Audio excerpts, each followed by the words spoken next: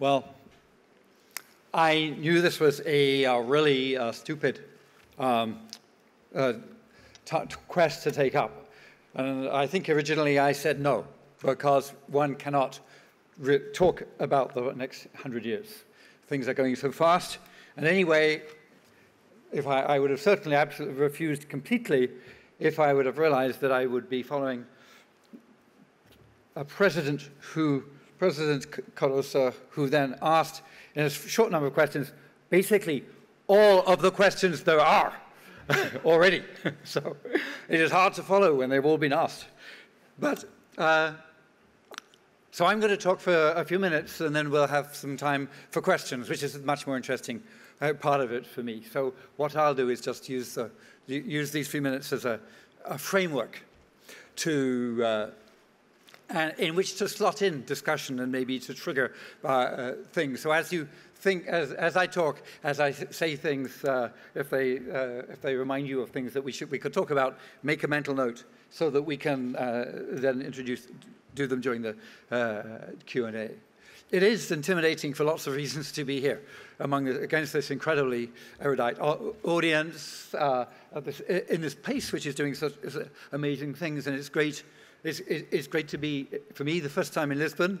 It's a wonderful city to discover, a wonderful country to be in, wonderful fish to eat, and a great and a fantastic location to be in when the window is open.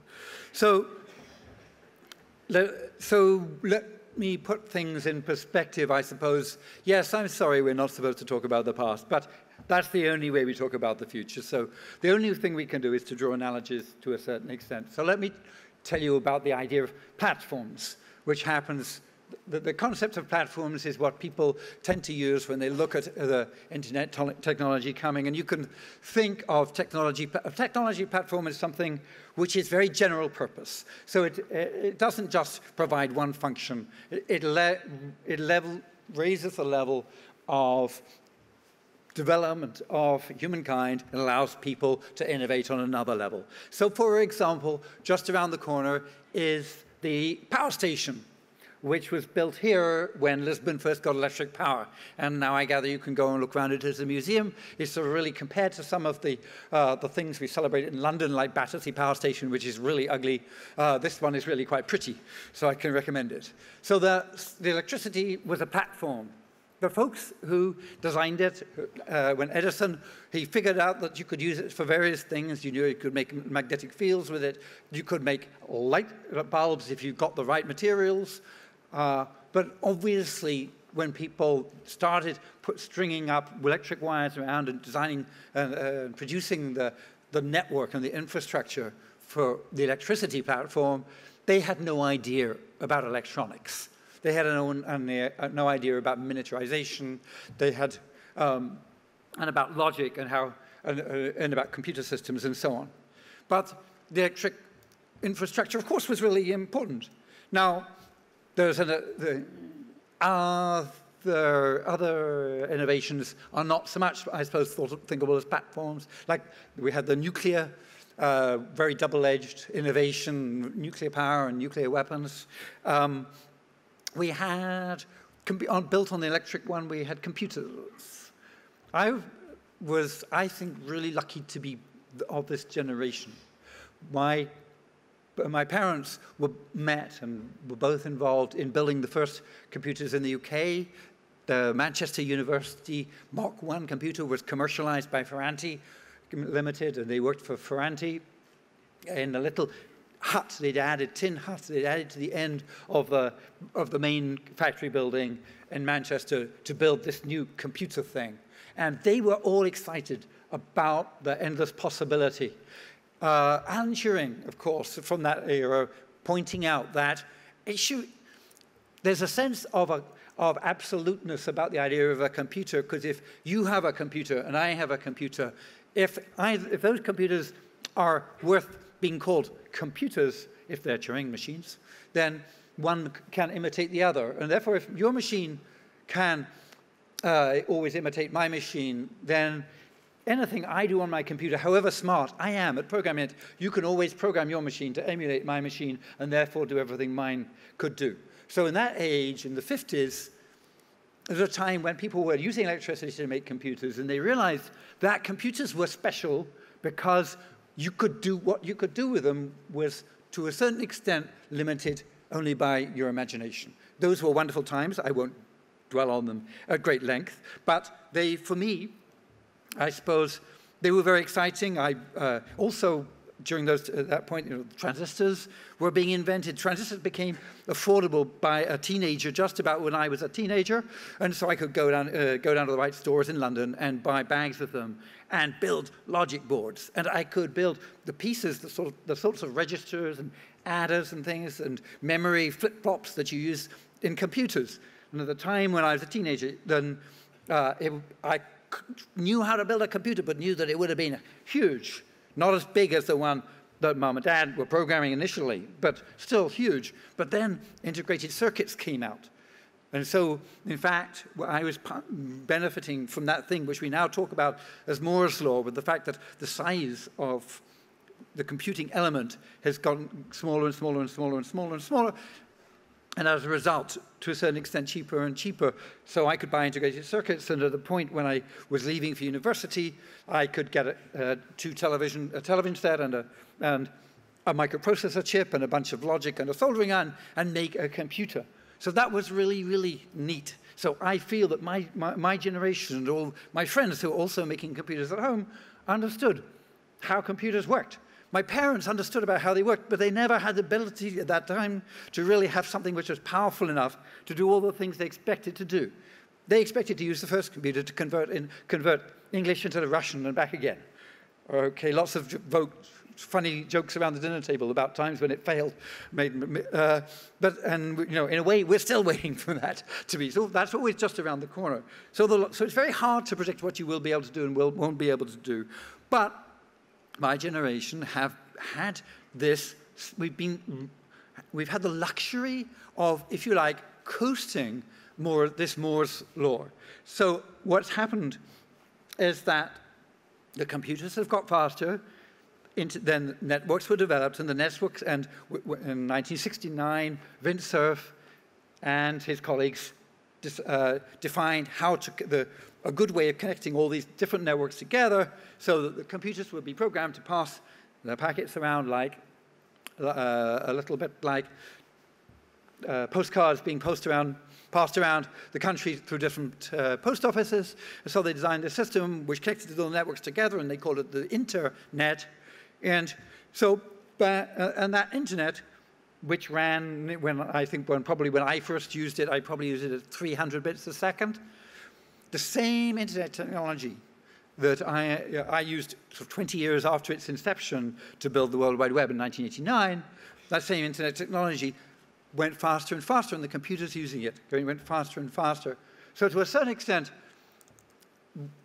I've been of the generation where we could write a really bad program which didn't really work, and then just find it was unsatisfactory because it wasn't efficient enough, and then just leave it for 5 years and come back to it. Hey, it's a really good program because the computers have got so much faster.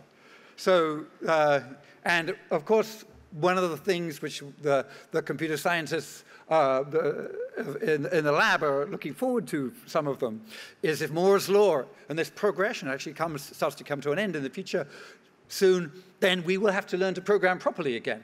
There will be no more laziness because these computers will not anymore get faster and faster and faster. We will have to write more and more efficient code. So electricity was a platform, the internet was a platform. Let me stress that it's really, what's interesting about that is that when Vint Cerf and company designed it, they did not design it without any attitude.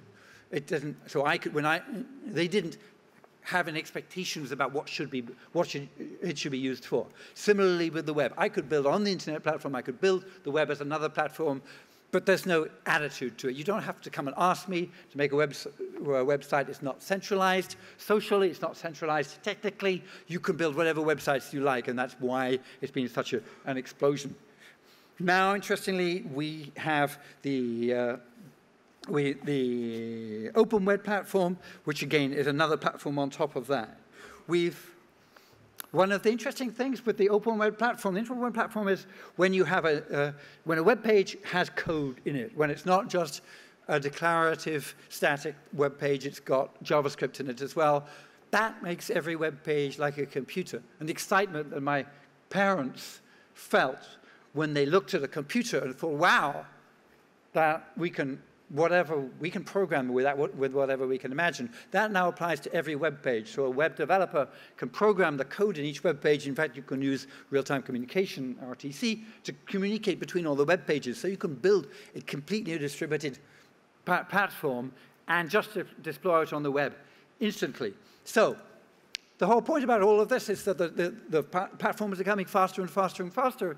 And if looking into the future, we think that we can imagine at all the future looking at anything like it is now, that's crazy. We have to assume it's going to go on changing faster and faster and faster. And so, except for a few things, yes, Moore's law may come gently, more or less to a halt. It may not. Some things, of course, don't change. If we are using our human brains as part, and even if we're connecting them with brilliant computer programs, the power of one human brain, even though we apply it and we're very plastic and we adapt our brains to the new connected environment, the power of a human brain isn't really changing, not like the power of a computer is changing. The speed of light hasn't changed much either. So, for example, it's still valuable coming together here when I can see your reaction pretty much immediately. If you were the other side of the planet, there would still be a certain, a number of hundreds of milliseconds of delay, even if we had a brilliant screen and great cameras and 3D things. So the speed of light limits us when it comes to doing things at a distance around the world, and of course, it really limits us when it comes to space travel. So there are things that you think, well, surely science will get better and better and better, but no, actually, getting to other galaxies, which are many, many light years away, that ain't going to get, that's one of the things that's not going to change. So when you look at the things that we need to do with these platforms, obviously at the moment, in this building, represented some of the great challenges, some of the great possibilities with neuroscience, curing cancer, curing Alzheimer's, understanding how disease is obviously a massive challenge.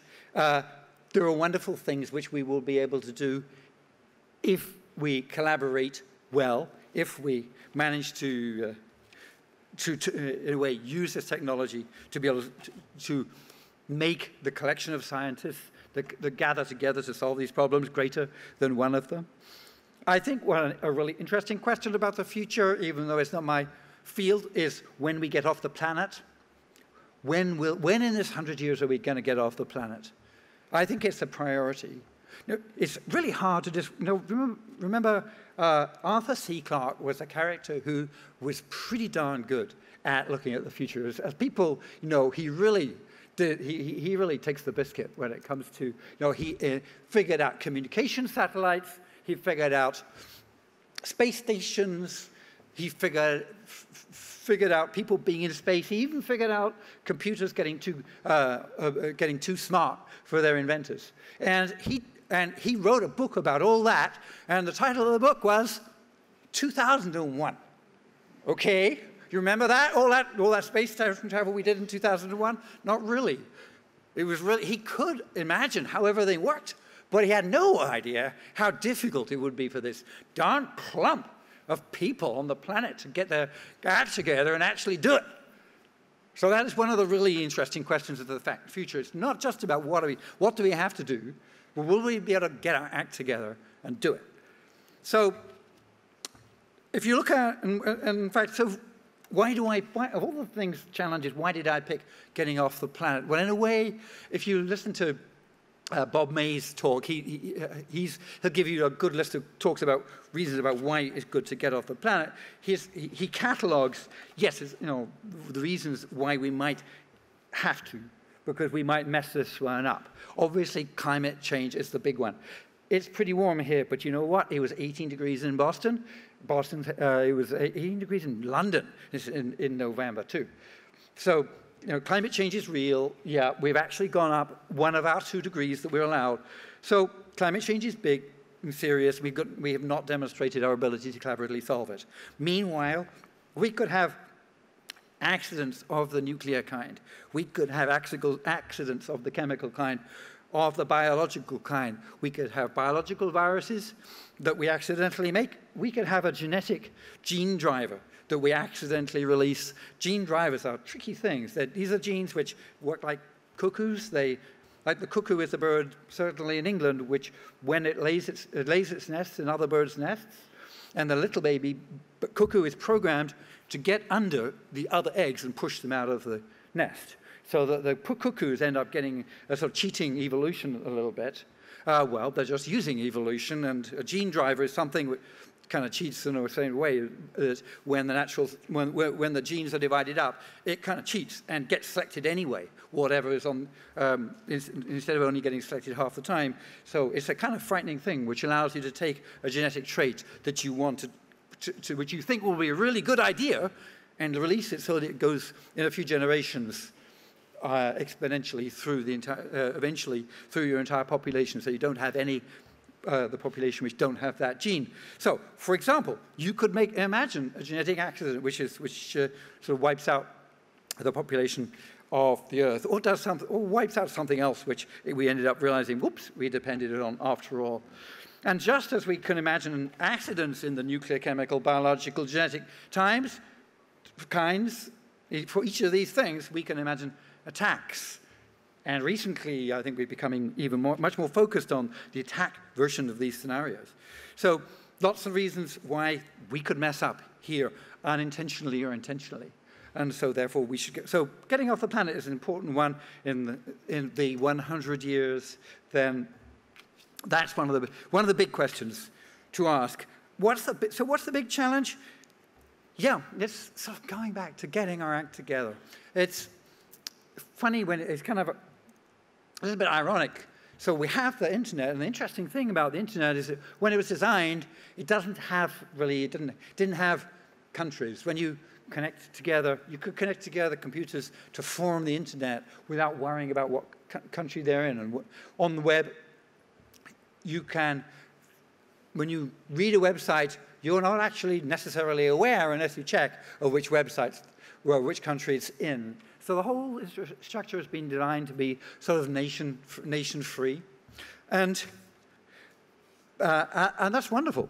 Except for the fact that I don't notice that we have used this nation-free to bring. We haven't actually, meanwhile, socially or politically, brought about the John Lennon's imaginings of a wonderful utopian collaboration. So we have got the ability to read the website of anybody in any culture, but most of the time, you speak Portuguese most of the time, a lot of you, and you'll quite reasonably spend your time reading Brazilian and Portuguese websites. It's reasonable to support the culture. I think cultures are very important, and languages and literatures, and so are important. But meanwhile, we seem to be running up again and again against this inability of people to actually sympathize with the people of another culture. It seems to be so easy for a wayward religion to use. Maybe do we have, neurologically, do we have a basic xenophobia which has been programmed into us by evolution, which we just won't be able to get rid of? Will that always trip us up? Will the best attempts to produce international collaborations and to produce organizations bridging different cultures, will it always be tripped up by our individuals' propensity, if triggered, to feel revengeful and to switch to becoming nasty? I think that so one of the things that I suggest to you is that if, in terms of direction for the future, as if we're going to use this web, if you're going to build websites, if you're building social networks, try building them so that instead of just introducing people who know each other to themselves, instead of making the social network more globular, try to make the introduce them what I call a stretch friend. A sort of a stretch friend is a friend. It's like a normal friend, except it stretches you. It introduces somebody which is from a different culture, or speaks a different language, or maybe of a different gender, or has a different sexual orientation. So stretch friends you don't see in social networks. That was one idea. Suppose if we introduce them to social networks, would we start to end up with bit by bit more and more understanding? Can we build technical systems at the same time as we build social systems which will allow us to come to an understanding, which will allow us to work together, which will allow us to trust across the planet? Somehow, I suppose all the organizations I've always been involved with, they're based on a respect for people, no matter what color, race, culture, language, disability, gender, or sexual preference. And I suppose, that's the way I like to work, because I want my kids and their children to grow up in a world which has got that property, where they can rely on not having to be discriminated on any of those things. The list often includes religion as well. And I put culture in, although I'm not so sure sometimes about the resurgence of religion. So sometimes I find myself citing more and more Richard Dawkins about worrying that there are elements of religion, while there are elements of religion which are great and wonderful, in fact, however, that religion should be allowed to the extent that it doesn't break this rule, this rule of respect for everybody, is something which is more primal, which is something which we should take and hold our religions accountable to it, and make them, if you like, second to it.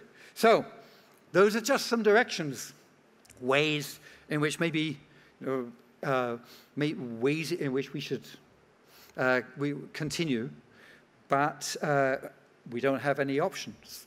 We do have to move off this planet. We do have to go on into the future. So sail on. We must. Thank you.